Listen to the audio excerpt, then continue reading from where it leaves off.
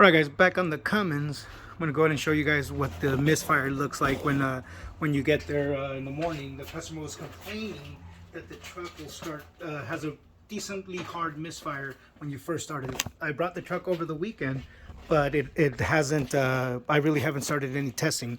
Now that the Duramax with the fuel leak is done, I'm going to go ahead and see what happens. So bear with me guys, I'm going to go ahead and get it started right now. You guys are going to get to see what it does when it's cold, as the customer was complaining.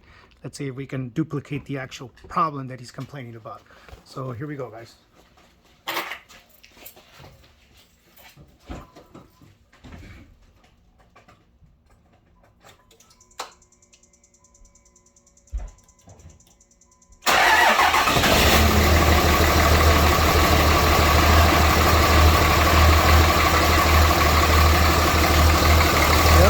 See the smoke, see it smoking. It's definitely smoking guys.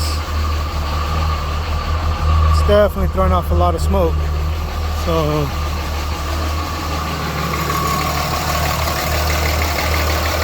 you guys can hear it. It's definitely running a little bit rough.